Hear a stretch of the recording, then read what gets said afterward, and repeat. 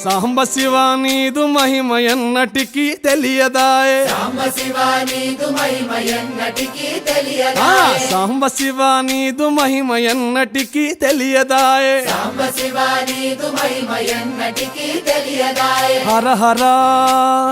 శివ శివ హర హర శివ శివ గంగా జలము తెచ్చి నీకు అభిషేకము చేతునంటే గంగా జలము తెచ్చి నీకు అభిషేకము మరి చేతునంటే గంగ జలమున సేప కప్పల ఎంగిలంటున్నావు శంభో హర హర